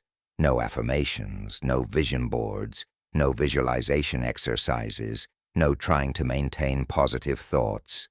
Instead, I asked her to simply notice her actual vibration throughout the day without trying to change it. When she felt anxious, just notice it. When she felt joy, notice it. When limiting beliefs arose, notice them. When inspiration moved through her, notice it. Just pure awareness of what was actually present, with no agenda to fix or improve anything. The first few weeks were uncomfortable. Lisa felt like she was failing, like she should be doing something to create her reality. But gradually, something began to shift. Without the pressure to maintain a positive vibration, she started to relax. In that relaxation, she began to notice patterns she had never seen before. She realized that most of her affirmations were actually responses to fear. She would affirm confidence whenever she felt insecure, abundance whenever she felt lack, success whenever she doubted herself. The affirmations weren't changing her vibration. They were masking it, covering up what was really there. As Lisa continued to simply witness her actual vibration without judgment, something remarkable happened. The fears and limiting beliefs that she had been trying to affirm away started to lose their power. Not because she fought them, not because she replaced them with positive thoughts, but because in the light of awareness, in the space of non-judgmental observation, they were seen for what they were, just thoughts, just energy, just passing phenomena. They weren't truth. They weren't who she was. They were just clouds passing through the sky of her awareness. From this place of clear seeing, Lisa's authentic vibration began to emerge. It wasn't something she created through affirmations. It was something that had always been there, obscured by all the trying and doing and performing. She described it as feeling like herself for the first time in years. Not the self she was trying to become, but the self she actually was beneath all the conditioning and fear.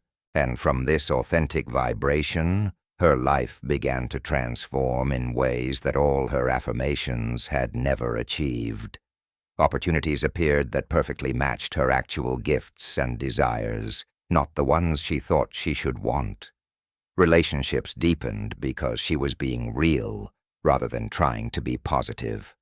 Her business evolved in directions she never would have consciously chosen, but that felt completely aligned with who she truly was. This is what living from vibration looks like. It's not about controlling your thoughts or maintaining a positive mindset. It's about being so authentic, so present, so aligned with your true nature that your vibration naturally broadcasts at the frequency of your highest potential. Now let's talk about how to make decisions from vibration rather than from mental analysis or affirmation. This is one of the most practical and powerful applications of everything we've explored. Most people make decisions in one of two ways. Either they analyze all the options logically, make pro and con lists, try to figure out the best choice with their thinking mind, or they try to manifest the outcome they want through affirmations and then make decisions based on what they think will lead to that outcome. Both approaches have the same problem. They're happening at the level of mind rather than the level of being. When you make decisions from vibration, you do something completely different. You get silent. You drop out of your thinking mind and into your body, into your feeling sense, into that place of inner knowing that exists beneath thought. Then you hold one option in your awareness and simply notice how your body responds. Not what your mind thinks about it, but what your energetic system feels. Does your body expand or contract? Does your breath deepen or shallow? Does energy rise or fall? These bodily responses are your vibration speaking, giving you information that your conscious mind doesn't have access to. Let me give you a concrete example. There's a man named Robert who was offered 2 job opportunities at the same time. On paper, one job was clearly better. Higher salary, better title, more prestigious company. The other job was with a smaller company, less money, uncertain future. When Robert analyzed it logically, the choice was obvious. He should take the higher-paying job.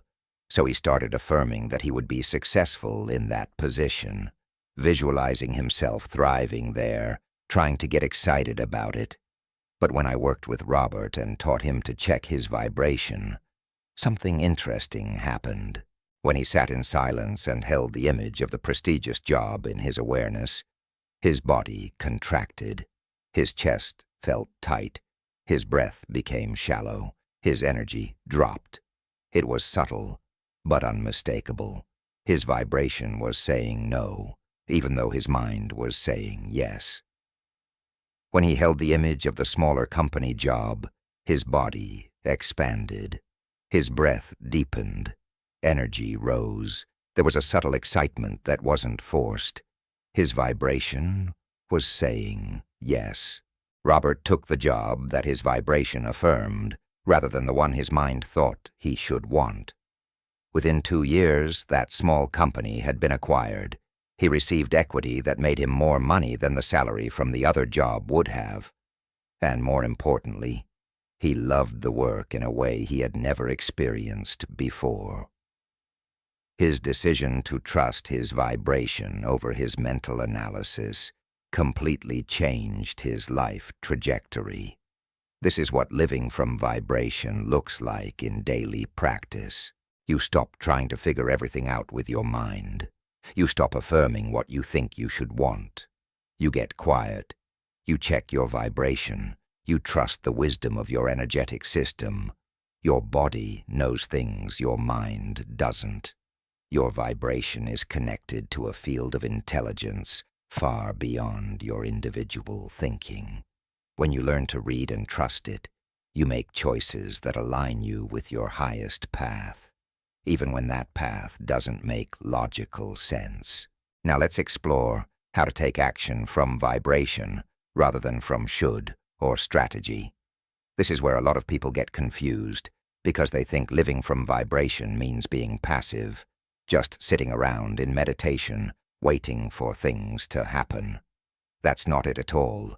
Living from vibration means that your actions flow from your authentic frequency rather than from fear or force. You're still taking action, but the quality of that action is completely different. Think of it this way. When you act from affirmations, you're usually trying to make something happen. You've decided what you want. You've affirmed it into your consciousness, and now you're taking action to create that outcome. There's effort in it, pushing, making it happen. This kind of action comes from the belief that you're separate from what you want, and you need to go get it. The energy is one of pursuit, of chasing, of trying to bridge a gap between where you are and where you want to be. When you act from vibration, the entire energetic signature changes. You're not trying to make anything happen. You're simply responding to what wants to emerge through you. You're in the silent state of being, resting in your authentic frequency, and from that place, inspiration arises. Not as a thought you think, but as a knowing, an impulse, a clear sense of what wants to happen next. And you act on that impulse not because you're trying to manifest an outcome, but because it feels like the natural expression of your current state of being. There's a beautiful story that illustrates this principle. An artist named Chen spent years trying to make it as a painter. She would affirm her success, visualize gallery showings, work long hours trying to create paintings that would sell. She was taking massive action, but it all felt like pushing a boulder uphill. Nothing was working. She was exhausted, discouraged, ready to give up. Then she attended one of my workshops where I taught about living from vibration. I encouraged her to stop trying to be a successful artist and simply be present with her authentic, creative impulse. To paint, not to achieve success, not to create something marketable, but to express what was genuinely alive in her in each moment. This meant she had to let go of all her affirmations about being a successful artist and just be with the pure creative energy that wanted to move through her. When Chen started painting from this place, everything changed. She stopped analyzing whether a painting would sell. She stopped comparing herself to other artists. She stopped trying to create a certain style or outcome. She simply showed up each day, dropped into silence, felt for what wanted to be painted, and let it come through her. The paintings that emerged were unlike anything she had created before. They were raw, authentic, deeply personal. She wasn't trying to make beautiful art. She was allowing beauty to express itself through her. Within 6 months, a gallery owner saw her work and offered her a solo show. The show sold out. Within a year, she was making more money from her art than she ever had in all those years of trying. But more importantly, Chen had discovered the joy of creating from vibration rather than from affirmation. She was no longer an artist trying to be successful. She was creativity itself, expressing through the form called Chen. This is the difference between action from affirmation and action from vibration. One is effortful pursuit, the other is natural expression. Let's talk about relationships, because this is an area where living from vibration versus living from affirmation creates dramatically different results. When you approach relationships from affirmations, you typically affirm the kind of partner you want, the qualities they should have, the kind of relationship you desire. You might visualize the perfect relationship, create lists of what you're looking for, use affirmations to attract your ideal partner. All of this comes from the premise that you're incomplete and need someone to complete you, that you're lacking love and need to attract it from outside yourself. When you live from vibration in the realm of relationships, you do something radically different. You recognize that love is not something you lack, but something you are. Your work is not to attract love, but to remove whatever blocks the expression of the love you already are. This means getting honest about your fears, your patterns, your wounds. It means sitting in silence with the parts of yourself that feel unlovable and bringing presence to them. It means becoming so full of your own authentic frequency that you overflow with love, not because you're trying to attract someone, but because love is your natural state. From this vibration of being love rather than seeking love, relationships transform. You stop attracting partners who mirror your wounds and start attracting people who resonate with your authentic frequency. You stop trying to be what you think someone wants and start being who you actually are. You stop settling for relationships that feel like work and start experiencing connections that feel like natural resonance. This doesn't mean relationships become perfect or effortless, but they come from a completely different foundation. They're not about filling a void. They're about two whole people choosing to share their wholeness. I know a man named David who transformed his entire relationship pattern by shifting from affirmation to vibration. He had spent years affirming that he would find his soulmate, visualizing the perfect relationship, trying to manifest a partner. He dated frequently, but nothing ever worked out long term. When I worked with him, we discovered that underneath all his affirmations was a deep fear of intimacy and a belief that he was fundamentally unworthy of love. Instead of more affirmations, I guided David to sit in silence with these fears and beliefs, not to affirm them away, not to replace them with positive thoughts, but to simply be present with them, to feel the fear of intimacy fully, to acknowledge the belief of unworthiness without making it wrong. In that presence, in that silence, something shifted. David realized that these patterns were just protection mechanisms, not truth. They were ways his system had learned to protect a vulnerable heart, but they were no longer serving him. As David continued to bring awareness to these patterns without trying to fix them, they began to dissolve naturally. His vibration shifted from, "I'm unworthy and need to find someone to prove my worth," to, "I am worthy and I'm open to sharing my life with someone who resonates with that truth." Within months, he met someone organically, someone he wasn't trying to attract, someone who showed up when he had stopped trying. The relationship unfolded naturally, without all the anxiety and effort that had characterized his previous attempts at partnership. This is living from vibration in relationships, Now let's address one of the most common questions people have. How do you live from vibration when it comes to money and career?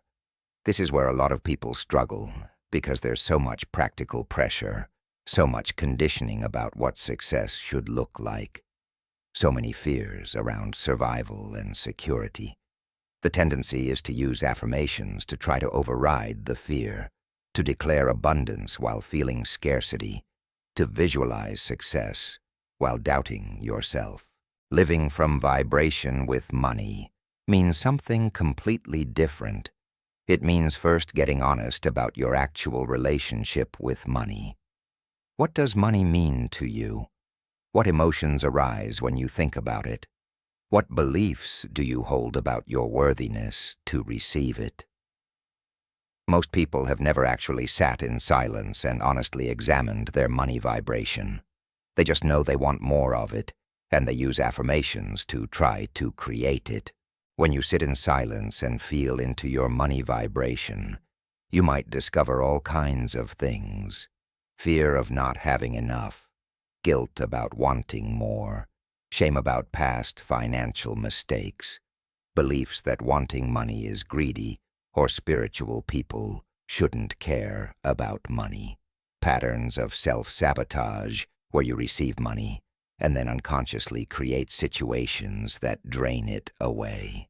All of these are vibrations, energetic patterns that are broadcasting into the field and creating your financial reality. Living from vibration doesn't mean affirming these patterns away. It means bringing awareness to them, feeling them fully, and allowing them to transform through the power of conscious presence. As you do this work, as you make peace with your actual money vibration, rather than trying to override it with positive affirmations, something shifts. You start to recognize that your worth has nothing to do with how much money you have. You realize that abundance is a frequency, not a bank balance. You understand that when you vibrate abundance, when you feel genuinely grateful for what you have, and trust in your capacity to create what you need, money flows more easily. There's a woman named Maria who transformed her entire financial reality through this approach. She had been affirming abundance for years while drowning in debt, constantly stressed about money, unable to earn beyond a certain level no matter how hard she tried. When she started working with vibration instead of affirmation, she discovered a deep-seated belief that she didn't deserve financial success because her father had struggled financially, and she felt guilty about surpassing him. This wasn't something affirmations could fix because it wasn't a conscious belief. It was a vibration, an energetic pattern running in her subconscious. As Maria sat in silence with this pattern, as she felt the guilt and the loyalty to her father's struggle, as she brought compassion to herself for carrying this burden, the pattern began to release. She realized she could honor her father's experience without replicating his struggle. She could be successful without it meaning she was betraying him. From this shifted vibration, Maria's financial reality transformed, not overnight, not magically, but naturally. She started making different choices about her work. She stopped accepting clients that drained her. She raised her prices to match her actual value. She invested in her skills and education. Within 18 months, she had tripled her income and paid off her debt. But more importantly, her relationship with money had transformed from one of fear and guilt to one of ease and trust. This is what living from vibration looks like across all areas of life. You're not trying to create outcomes through affirmations. You're becoming aware of your actual vibration, clearing what's blocking it, and allowing your external reality to reorganize itself around your authentic frequency. In career, this might mean leaving the job you think you should want for the one that genuinely excites you. In health, It might mean addressing the emotional patterns underlying physical symptoms instead of just affirming perfect health. In creativity, it might mean expressing what wants to come through you, rather than what you think will be successful. The beautiful paradox of living from vibration is that you end up manifesting things you never would have affirmed because they weren't even on your conscious radar. When you're affirming specific outcomes, you're limited by what your conscious mind can conceive. But when you're living from your authentic vibration, you're connected to a field of intelligence that can orchestrate synchronicities, opportunities, and manifestations beyond anything your individual mind could plan. Let me share one final story that brings everything together. There's a man named James who had been in the manifestation world for over a decade. He had manifested some significant things: a successful business, a beautiful home, a loving family. But he always felt like he was maintaining rather than flowing, holding on rather than allowing. He was constantly affirming, visualizing, trying to keep his vibration high, and it was exhausting. When James learned about living from vibration instead of affirmation, he went through a period of complete disorientation. He stopped all his practices. He just lived, paying attention to his actual state of being throughout the day. At first, he discovered that his authentic vibration was not as high as he thought. Underneath all the positive thinking was anxiety, control issues, and a deep fear that if he stopped trying so hard, everything would fall apart. As James continued to witness this actual vibration without judgment, as he sat in silence with the fear and the need to control, something profound happened. He realized that his whole life had been built on trying to prove something, to achieve enough to finally feel okay. His manifestations were not expressions of joy, but compensations for a felt sense of inadequacy. This was a difficult realization, but it was also incredibly liberating, because once he saw it, he could choose differently. James began to live from a new question. What if I'm already okay exactly as I am, regardless of what I achieve or manifest? From this inquiry, his entire vibration shifted. He stopped trying to manifest outcomes and started simply being present. He stopped affirming success and started noticing what brought him genuine joy. He stopped visualizing the future and started appreciating the present. Paradoxically, when James stopped trying so hard to manifest, his life became even more abundant. His business grew not because he was working harder, but because he was operating from inspiration rather than fear. His relationships deepened because he was being authentic rather than performing. New opportunities appeared that he never would have consciously sought. But the real transformation was internal.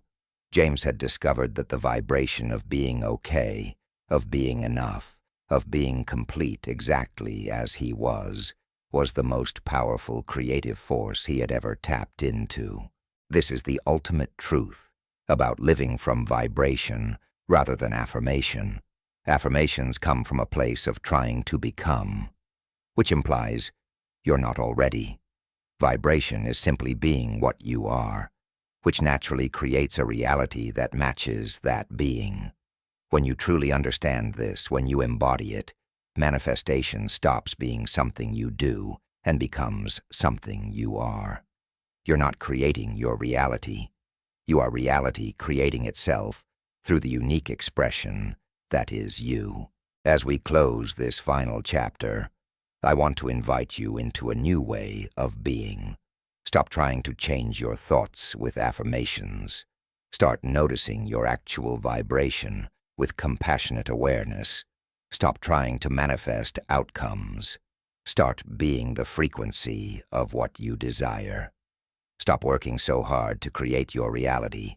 Start allowing reality to flow through you as a natural expression of your authentic being. This doesn't mean you become passive or stop taking action. It means your actions come from a completely different place. Not from fear or force, not from trying to make something happen, but from the natural impulse of your authentic frequency expressing itself.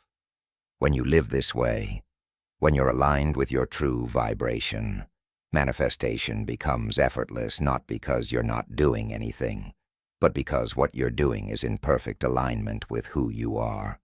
You've spent enough time trying to convince yourself with words. You've repeated enough affirmations. You've visualized enough outcomes. Now it's time to do something radically different. Get silent. Feel your actual vibration. Clear what's blocking it. Be authentic. Trust your frequency. And watch as your reality reorganizes itself around the truth of who you are. The science is clear. Your vibration creates your reality, not your words. The wisdom traditions have always known this. Being precedes doing.